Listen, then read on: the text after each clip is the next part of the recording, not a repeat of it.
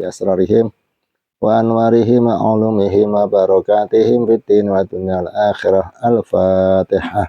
A'udzu billahi minasyaitonir rajim. Bismillahirrahmanirrahim. Alhamdulillahirabbil alamin arrahmanir rahim maliki yaumiddin iyyaka na'budu wa iyyaka nasta'in ihdinas siratal mustaqim siratal ladzina an'amta 'alaihim ghairil maghdubi 'alaihim waladdallin. Amin. Bismillahirrahmanirrahim. Alhamdulillahilladzi ja'ala lanal imana wal islam tariqan ilahi wa sabila wa aqama lana ala ma'rifatihi burhanan wa tihan wa dalilah wa ba'atha ilaina sayyidana Muhammad ibn Abdillah sallallahu alaihi wa alihi wasallam rahmatan lana wa mutammima lima karimil akhlaqi wa rasulah. Wassalatu wassalamu ala sayyidil mursalin sayyidina Muhammadin wa ala alihi tahirin wa ashabil mujahidin wa man tabi'ahum bi ihsanin ila yaumiddin wa sabahum musabihum bukratan wa asilah. Rabbi syarah li sadri wa yassir li amri wa hlul 'uqdatam min lisani yafqahu qawli. Allahumma barik lana fi Rajaba wa Sya'bana wa balighna Ramadhana. Amin amin ya rabbal alamin. Amma ba'du, qala mu'alifu rahimahullahu ta'ala wa nafa'ana bihi wa bi ulumihi wa barakatihi fid dharaini. Amin. Dan utus Kanjeng Nabi Muhammad maring sekabehane menungso lan jin lan malaikat kautus nekakaken ilmu syariat, tarekat, hakikat, yaitu rukun Islam dan iman dan ihsan. Alhamdulillah kita sampai kepada pembahasan selanjutnya, yaitu baginda Nabi Muhammad sallallahu alaihi wasallam adalah seorang utusan Rasul, bahasa Arabnya bahasa utusan Allah, bukan Rasul kita tapi Rasulullah. Kadang-kadang ngomong bukan nama itu Rasul kita, Rasulullah. Tapi nek bahasa campur tidak masalah, Rasulullah kita kowe mending. Tapi nek Rasul kita masuk utusan kita kan lagu masuk pada kita utusane awake dhewe tok. Mestine Rasulullah utusane Gusti Allah. Nah, seorang utusan itu mesti diperintahkan, utusan diperintah untuk menyampaikan kepada siapa dan yang disampaikan apa. Nah, ini diperintah kepada maring sekabehane menungso lan jin lan malaikat. Yang pertama diperintah kepada semua manusia dan jin itu dinamakan irsalu taklifi. Jadi irsalu diutus untuk menyampaikan taklif. Taklif itu cara bahasa sini beban. Kalau orang yang terkena beban namanya mukallaf kan. Mukallaf itu dari kata taklif. Ya boleh taklif dimaknai syariat boleh sih, cuma bahasa pasnya itu taklif itu beban. Lah orang yang terbebani namanya mukallaf. Nanti kriteria mukallaf sudah paham kan, akil balik. Jadi kita yang pada kesimpulannya berarti jin dan manusia itu ya mukallaf. Ya terbebani. Beban itu ada berapa? Ada 5. Apa saja? Wajib, sunnah, haram, makruh, mubah. Itu nanti akan dinamakan dengan khitabu taklif dalam usul fikih. Khitab taklif ada 5. Wajib, sunnah, haram, makruh, bala. Itu mukallaf itu pasti terkena taklif. Tapi jin manusia itu intinya ya sama, cuma kita tidak bisa melihat. Jadi ya jin itu ya mukallaf, manusia mukallaf. Cuma ada beritanya bahwa mukallafnya jin itu begitu lahir jadi mukallaf, beda dengan manusia. Manusia menunggu balik. Baliknya tentunya ada batasan daripada syariat. Maka kesimpulannya jin manusia itu ya sama. Jin ya kalau kita kan paham manusia juga paham jin. Jin berarti ya ada jin iman, ada jin kafir, ada jin taat, ada jin maksiat, ada jin yang namanya ahli sunnah, ada yang wahabi, ada yang mu'tazilah, ada yang Hindu Kristen, komplit ada semua. Ya laki-laki ya perempuan beranak berkeluarga semua sama. Cuma memang dalam syariatnya kita tidak bisa melihat kepada jin. Tidak bisa melihat kepada jin. Nah, jin bisa melihat kepada kita itu arane syariatan seperti itu, nasnya lah. Tapi ada orang tertentu, tapi yang jelas sampai dikatakan oleh Imam Syafi'i bahwa orang yang mengaku melihat jin itu tidak diterima kesaksiannya, berarti pembohong. Mereka nunggu saksi karena sudah bohong, tidak bisa kok ngomong melihat jin, nggak bisa.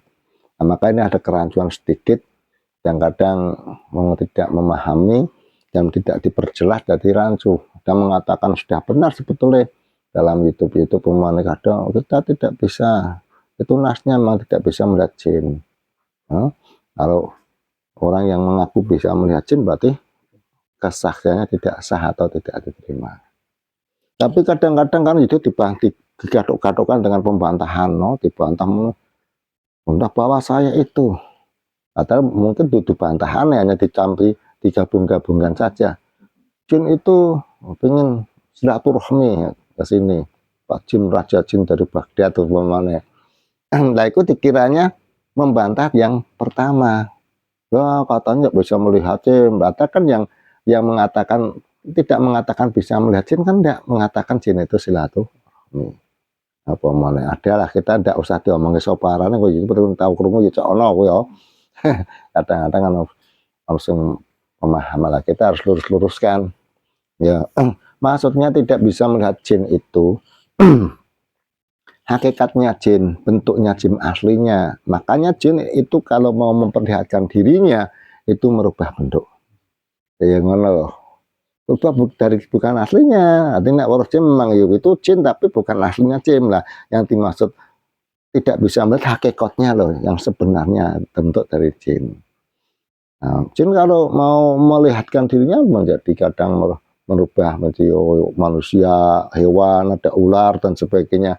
Kadang banyak sekali yang usil seperti memedi hantu, ono meji kluntung, ono kuntilanak, kuntil bapak, dan sebagainya. Ono mayit, ono apa pocong, itu bangsa jin-jin usul tak semepet bawa yang kono. Maka nah itu ada kadang-kadang ada yang menyerupai melihatan dengan mengaku wali, mengaku deng-dengnya gede sobanan. Itu mengatakan orang yang tidak memahami ilmu tauhid, nanti orang ritual akan membahayakan. Karena nanti jinnya akan menampakkan tapi dengan bentuk-bentuk seperti ulama, seperti ngaku-ngaku wali, nanti mengajarkan salah. Nah, tapi kalau kita sudah memahami akidah atau ilmu tauhid, Pak Jin, Pak Ngatok, biasa, yang penting kita sudah paham, kita tidak akan bisa disesatkan karena paham.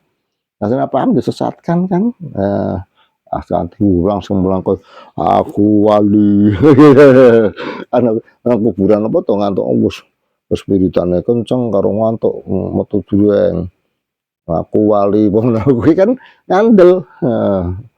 Nah, kan bukan ngandel bora Pak kata orang masalah, sebetulnya kita tidak akan tersesat karena sudah paham benteng. Apabila mengatakan diajari tentang Tuhan itu di atas, semua Tuhan Tugi dan sebagainya, kamu tidak usah sholat dan sebagainya, wes paham ya orang bakal sudah paham. Makanya itu bentuknya berubah. Nah, maka manusia jin itu sama lah, intinya sama karena terkena syariat semua. Nah terus kena kepada malaikat, bagaimana malaikat kan makhluk yang dimuliakan Allah tentunya. Kenapa dikatakan dimuliakan? Karena begitu dijadikan ya beriman, tapi tidak berusaha sama sekali. Jadi malaikat itu ya pakai apa? Diciptakan langsung iman, tanpa usaha itu. Dan apa yang diperintah Tuhan ya dijalankan, tidak punya keinginan lain karena si malaikat itu tidak punya nafsu. Maka orang kepingin Pak urus ke goreng ngomong ora terus apa sih gitu loh kayak. Maka malaikat diutus kepada para malaikat dinamakan irsalu tasrifi. Tasrif itu berarti diperintah untuk memuliakan. Maksud apa? Memuliakan baginda Nabi Muhammad Shallallahu Alaihi Wasallam. Maka para malaikat semua ya memuliakan Rasul Shallallahu Alaihi Wasallam. Dan memang ditunjukkan kemuliaannya Allah Ta'ala, kemuliaan baginda Nabi Muhammad Shallallahu Alaihi Wasallam itu didudukkan sampai pada mulyake maring Kanjeng Nabi. Iku mana dinamakan irsalu tasrifi. Maka malaikat juga berselawat kan. Berselawatnya maknanya memuliakan itu. Nama tasrif, tasrif mana muliakan dalam kitab memang dikatakan dengan selawatnya malaikat itu istighfar. Tapi istighfar ini maknanya penghormatan. Nah terus ini kan disampaikan kepada semua manusia, jin dan malaikat. Nah, berarti kita, nah yang dibawa apa yang disampaikan? Yang disampaikan di sini disebutkan ilmu syariat, ilmu tarekat, ilmu hakikat. Berarti kita kan sing terkena ilmu syariat, tarekat, hakikat kan berarti jin dan manusia. Malaikat kan tidak, berarti malaikat sudah tidak dibahas lagi ya. Kita bahas tentang yang disampaikan kepada jin manusia karena itu ilmu syariat, tarekat, hakikat. Nah ini dipaham yang ilmu syariat itu yang bagaimana, hakikat bagaimana, apa tarekat bagaimana, hakikat bagaimana. Nah untuk memudahkan tentunya kita memahami ilmu syariat. Syariat itu apa sih? Nah, mesti kita harus paham. Syariat itu khitabuh ta'ala al-muta'aliku bi af'ali mukallafin. Jadi yang namanya syariat itu adalah kalamnya Allah atau khitabnya Allah atau kalamnya Allah yang terhubung atau berhubungan dengan perbuatannya mukallaf. Itu namanya syariat. Syariat apa ya? Cara bahasa kalam itu tuduh-tuduh. Jadi dalam kalam, dalam Al-Quran umpamanya ya, itu di situ ada disebutkan yang berhubungan dengan perbuatan mukallaf itu dinamakan syariat. Nah isinya apa ya? Syariat itu bisa dikatakan taklif.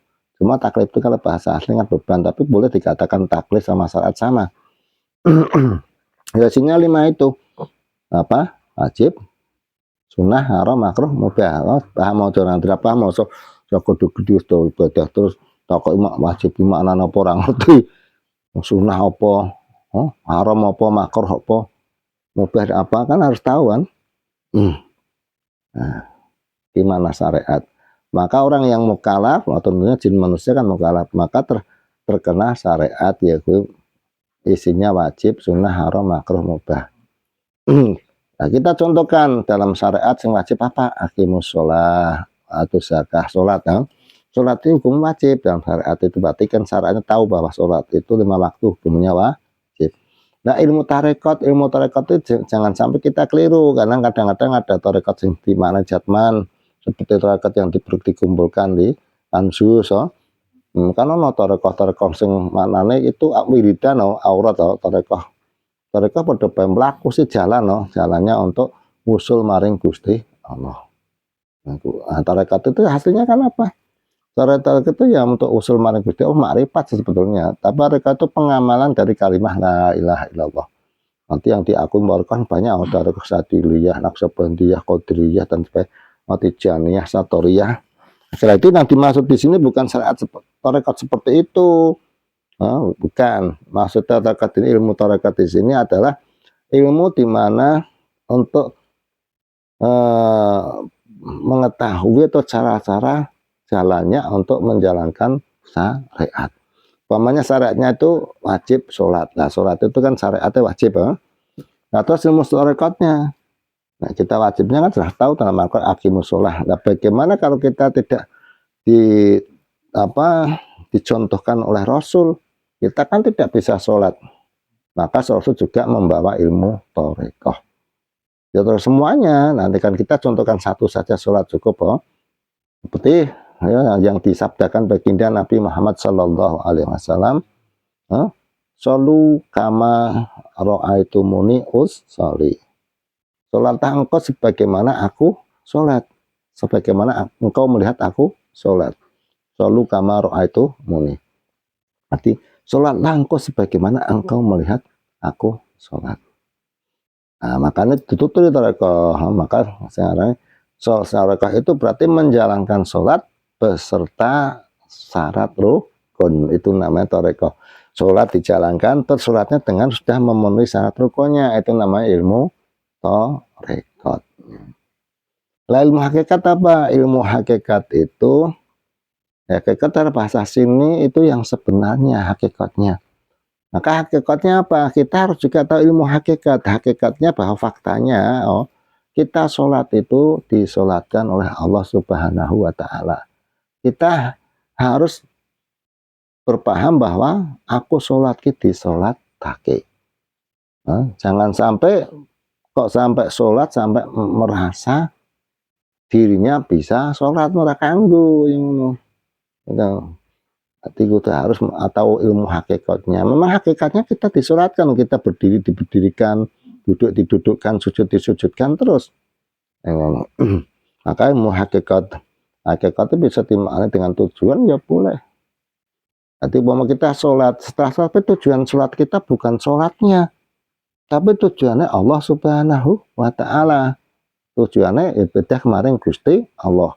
Nah, hakikatnya maka timbul bahwa saya sholat itu mendapatkan pertolongan Allah Subhanahu wa Ta'ala. Jangan sampai kita sholat terus kok merasa bisa sholat. Maka ada kadang di dalam kitab-kitab wali Jawa banyak yang ngomong tinggal sholat itu wajib. Ini nek maca-maca kan kadang maca mbok sing mulang kaya mau jin mbok apa? Jin klenek mbok jin kejawen kuwi mulang-mulangan. Jadi tinggal sholat itu wajib. Itu kalau tidak dimaknani kan maka tidak sholat. Cuma aku sudah hakikat berarti saya tidak sah sholat. Gitu. Maka sebetulnya tidak seperti itu. Yang dimaksud tinggal sholat itu wajib adalah meninggalkan merasa bisa sholat. Gitu. Jadi tinggal sholatnya tetap, tapi setelah sholat itu jangan sampai kita merasa bisa sholat. Jadi ojo rumongso kita bisa sholat aja. Sholat itu memang pitulunge Gusti Allah. Itu namanya hakikat. Maka itu sebenarnya kita tidak bisa sholat. Sholatnya digawe dening Gusti Allah ya. Nek ora dikersake Gusti Allah ya ora bisa sholat. Ya mesti sholatnya ya kelas kabeh wong ora ngerti marang pangeran. Orang ngerti pangeran ora bisa ikhlas. Karena merasa bisa sih, merasa bisa berarti kan bahaya malahan sholat tak kanggo kadang-kadang bisa syirik. Hukumnya syirik wong sholat kita bisa sholat ora ono. Bab itu bahagia bisa. Jadi itu namanya ilmu hakikat, maka ilmu tahajud juga bisa dikatakan ilmu hakikat karena fakta, menemukan faktanya sholat itu saya disolatkan, dirukukkan, disujudkan. Nah itu namanya ilmu syariat atau rekod hakikat. Dan ada juga dalam kitab tasawuf kadang juga digambarkan penggambaran, tapi juga kalau yang menerangkan salahnya mungkin sanate ya kus yang ulang bangsa jimbo apa bisa salah padahal kita memang ada di situ ibaratnya diibaratkan sholat itu seperti kapal lah nama sorekoh itu diibaratkan lautan segoro lah hakikati inten sing ana jerone segoro ki ngono ya bener itu salah tapi asal nerangke iso. Nah, saya banyak tersesat di dalam memahami iki. Ngomongnya kita itu kan mau mengarungi lautan. Yang namanya mengarungi lautan itu kan dengan kapal. Pak melakukan tarekat kan melaku Pak mengarungi lautan, berjalan di atas air. Loh, dengan kapal. Lah kapal ki minangka syariate maka perkuatlah kapalnya. Nah, memang kapal ra kuat bisa tenggelam sih, mah tenggelam nanti syariate ra kuat kamu salah dadi malah dadi ora kanggo ibadah. Nah, terus apa? Kapal dikuati. Karena kita akan mengarungi lautan harus kapal jangan sampai tenggelam. Tapi walaupun kita mengarungi lautan jangan sampai kita bertujuan kepada lautan. Apa tujuannya? Tujuan intan yang ada di dalam lautan kayak ngono. Lagu kadang salah di sini. Maka kita kan akan mendapatkan intan yang di dalam lautan kan harus meninggalkan kapal. Kudu jegur kan. Kuwi ceritane iki sangka diceritake tapi cerita nanti hasilnya salah. Sampai jegur jur mendapatkan kalau supaya mendapatkan kan berarti harus meninggalkan kapal. Berarti orang yang sudah mendapatkan intan akan menambahkan kapal. Nek wis entuk hakikat berarti meninggalkan syariat lagi nang kene salah. Makanya orang kadang ngaji ditakoni Kang, sampean kan dulunya kan sregep sholat. Sekarang kok nggak sholat gimana? Wah, kamu nggak paham. Itu, suwi tahun-tahunan. Waduh, makome. Wah, makom syariatan. Wah, aku kok sakekatan.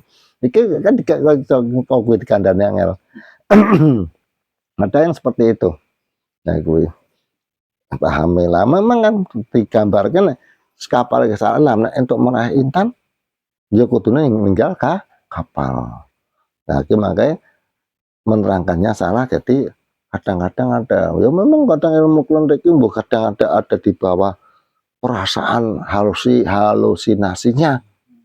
Mudang uridan kenceng masuk ke dalam alam sing wis koyo kuwi lha ngono dibaiat setan banyak to. Nang kono kamu sudah hakikat. Kamu tidak sholat tidak apa-apa. Kamu sholat tingkatnya sudah tinggi. Kadang diganti arah dan sebagainya. Gimana ilmu kelentrik-kelentrik seperti itu.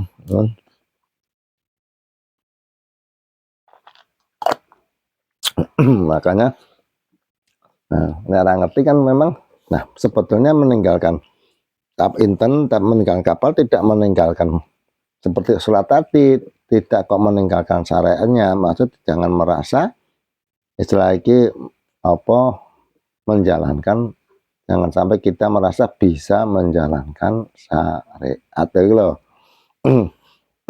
Jadi menjalankan syariat berarti ilmu torekoh saya bisanya itu karena dikehendaki oleh Allah Subhanahu wa taala. Nah, terus yaitu rukun Islam lan iman lan ihsan. Dan nanti di dalam syariat tarekat hakikat ya intinya ya iman Islam ihsan. Jadi kan dalam arkanul Islam khamsatun arkanul iman sitatun no? Terus al ihsan huwa antak budallah ka anaka tarahu fa ilam yakun tarahu fa innahu yaraka. Pertama kita bahas arkanul Islam, rukun Islam, iman, ihsan. Iki satu rukun ki mesti mengandung 3. Kalau sholat mau ya sholat ki ono syariate. Ada syariatnya, ada tarekohnya, ada hakikatnya. Syahadat juga, zakat juga, puasa seterusnya. Jadi setiap amal itu mesti terkena 3 ilmu itu, memakai 3 ilmu. Kalau tidak 3 ilmu ya berarti tidak menjalankan syariat. Karena ilmunya harus tahu kita menjalankan sesuatu ki apa wajib, apa sunnah, apa haram. Kan kadang kita tidak tahu itu diperintah loh. Nah, perintah itu perintah yang mana? Maksudnya perintah ki ada 2, ada yang wajib, ada yang sunnah. Ora kena kuwi, kan. Iya ora kena sing priye iki? Ya pokoke ora kena kok kuwi. Ora kenane apa haram apa makruh kan dibedakan nanti ya. Itu larangan mah. Nah, sing perintah padha bae. Ojo asal otok ora kena. Jadi kita harus tahu hukumnya syariatnya. Lakunya ya harus kita tahu juga cara-cara menjalankannya. Ya, jadi semua rukun Islam, ya rukun Islam ono 5 syahadat, salat, zakat, puasa, haji ya. Nah, nanti kan diapal-apal saja wis kuwi ning kono intine. Karena nanti kudu memahami satu persatu. Jadi syahadat, sholat, zakat, puasa, haji nanti dipaham satu persatu. Tapi di sini kitab ini hanya mengajarkan dalam arkan Islam yang nomor 1 syahadat, 3 lalu sholatan dalam ilmu lain. Karena dalam rukun Islam itu ada 5, tapi ada 5 itu juga yang masuk ke ilmu tauhid 1 namanya syahadat. Jadi yang memahami atau menerangkan tentang syahadat atau 2 kalimat syahadat itu di dalam ilmu tauhid. Tapi nggak sholat, zakat, puasa, haji di dalam ilmu fikih nanti beda seperti itu. Nah, untuk sahnya Islam tentunya di dalam syahadat nanti. Jadi kalau umpamanya gini, umpamanya sholat, zakat, puasa, haji juga ada sah batalnya. Sahnya dengan adanya syarat rukun, batalnya dengan tiadanya syarat rukun. Begitu juga syahadat, tapi syahadat kadang orang asing di belakang syahadat ada batal sahnya enggak? Nah, kadang ya ada juga, itu ada berarti batalnya bagaimana sahnya karena memenuhi syarat rukun. Batalnya tidak memenuhi syarat rukun. Kan seperti itu toh. Nah, maka kita harus tahu rukunnya, rukun syahadat kita ngerti. Kan? Syaratnya syahadat apa kan? Nah, nanti dalam ilmu tauhid akan dipelajari syahadat. Takut dalam sholatnya zakat, puasa, haji nanti di dalam ilmu fikih. Memang kadang-kadang tidak bisa sih, maksudnya memang intinya Islam kan syahadat, lainnya itu kan sebagai apa namanya rukun-rukun, tapi berbeda dengan syahadat, karena sah Islam itu dengan syahadat. Jadi mau batalnya sholat tidak membatalkan syahadat atau tidak membatalkan Islam. Wong sholat batal tetap Islam, zakat batal tetap Islam, puasa batal tetap Islam, kaji batal tetap Islam, tapi nek syahadat batal keluar dari Islam, keluar syahadat beda. Jadi tapi kan memang syahadat itu tidak terlihat karena ilmu tauhid atau ilmu akidah masuknya sih. Jadi syahadat itu tidak kelihatan karena syahadat itu pokok daripada Islam, inti atau namanya apa, pondasi ke asal dasar. Maka wong akan tertarik dengan sesuatu yang kelihatan. Wong ngaji syahadat ya sungkan, karena wong sing paham syahadat tidak akan ada pujian. Rakaton nang jero ngene. Tapi nek salate, zakate, posone kregep katok dipuji. Tapi nek syahadat ora ono sing muji, jajal langsung muji iman sapa ora ono kan. Nek ada syahadat godon kepinter syahadat ora katon. Begitu juga bangunan rumah. Itu kan tidak ada yang istilah muji ngalem marang pondasi kan ndak. Kan pondasi ora ono ora katon sih. Tapi nek temboke kan temboke kuwandel, apa mereka temboke keramike yo, gundenge, pintune dan sebagainya dalam katok. Nah, tapi nek dasar atau pondasi, padahal pondasi inti, nek tanpa pondasi akan membahayakan, mudah runtuh kan ya ngono. Bisa membahayakan ruhnya karena runtuh akan membahayakan orangnya. Nah, terus rukun iman asitatun. Ada 6 yaitu amanu billah, terus wa malaikatihi wa kutubihi wa rusulihi wa bil yaumil akhir wa qadari khairihi syarrihi minallahi ta'ala. Jadi iman kepada Allah, iman kepada malaikat-malaikatnya Allah, iman kepada kitab-kitabnya Allah, iman kepada utusan-utusan Allah, iman kepada hari akhir kiamat, iman bahwa ketentuan baik buruk itu dari Allah Subhanahu wa taala. Iki tentang rukun iman iki wis jelas gamblang, tapi kadang-kadang banyak orang masih memahami bahwa yang baik itu dari Allah, yang buruk dari dirinya sendiri. Masih kok kowe dadi wong ahli sunnah. Kalau ahli sunnah kan meyakini bahwa baik buruk itu dari Allah semua. Nah, Mu'tazilah mengatakan Allah itu yang bikin baik, Allah tidak akan bikin yang tidak baik. Yang bikin tidak baik dirinya sendiri, itu Mu'tazilah. Kan kadang ada masih berpaham seperti itu. Apa-apa yang baik itu jadikan Allah dari Allah, yang buruk dari dia kaya iso. Masa kita iso gawe apa-apa. Oh Gusti Allah nggak mesti gawe akeh basa.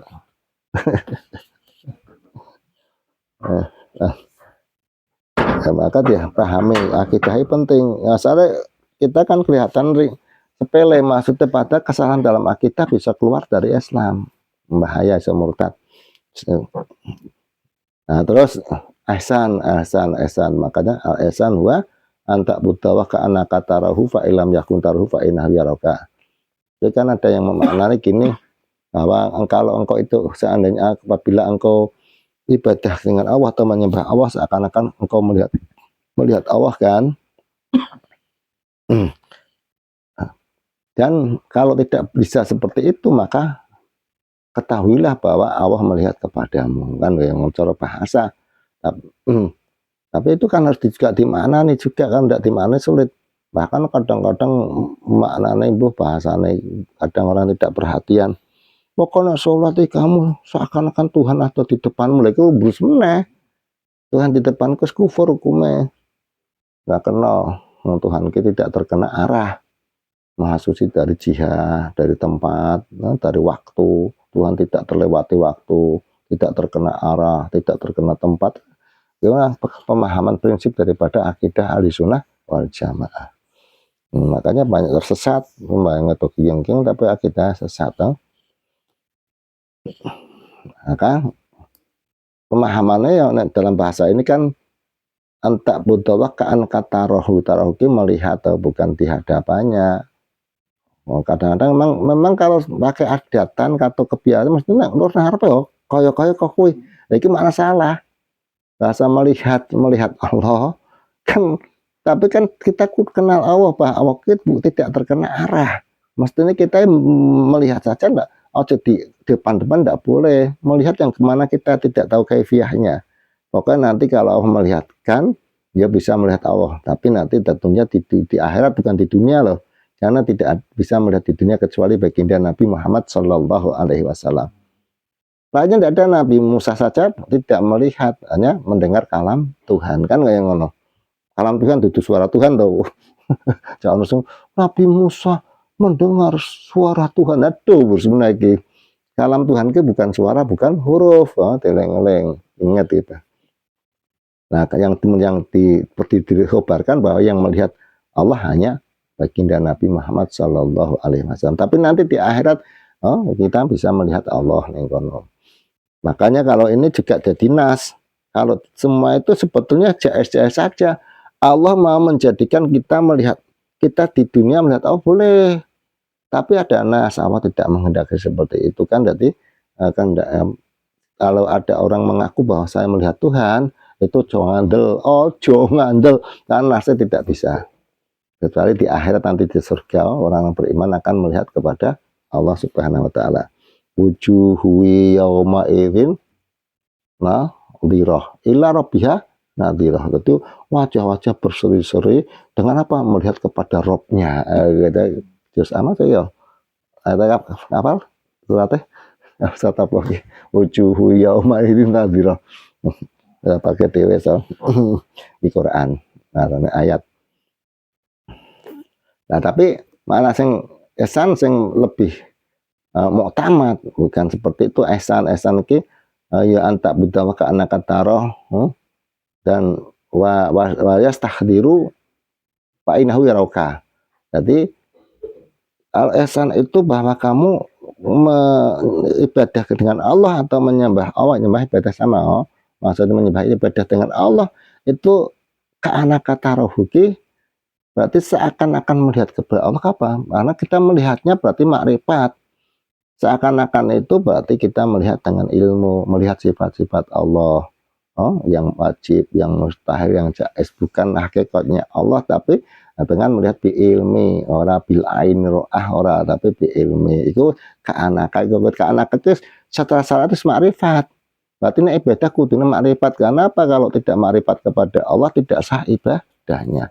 Lah yang nama ihsan lebih dari itu. Ihsan wis makrifat. Terus apa? Wa yastahdiru fa innahu yaroka. Dan bisa menghadirkan bahwa Allah melihat kepada kita. Jadi dikala kita ibadah atau sholat, kita hadirkan Allah, maksudnya bahwa Allah melihat kepada kita. Orang iso, ya pokoknya ngerti ya sira bahwa Allah itu melihat kepadamu.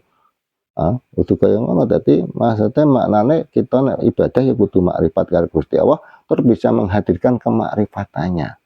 Maksud menghadirkan bahwa aku di kudrah, di irodah, di ilmu, di sama, di basar, kan kaya ngono, dilihat, didengar oleh Allah Subhanahu wa taala. Jangan saiki mendengarnya wajib, kabeh melihat wajib. Jadi kadang-kadang ada mengatakan Allah tidak melihat, bahwa tidak melihat kecuali kalau lucu kan, apabila kamu maka akan tidak melihat kepada ya Raisa mau melihat Allah wajib.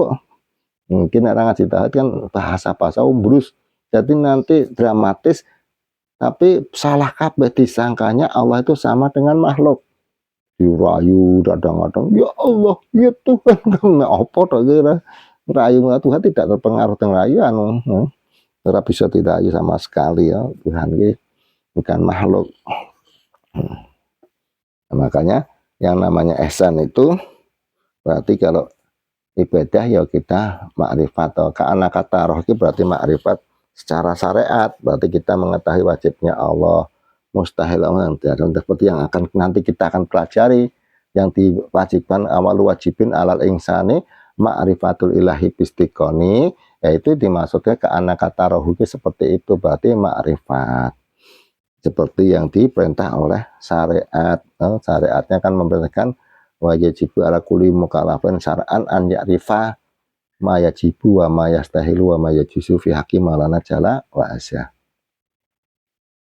Arti kita sudah memahami bahwa upama digandhengi gini, kaya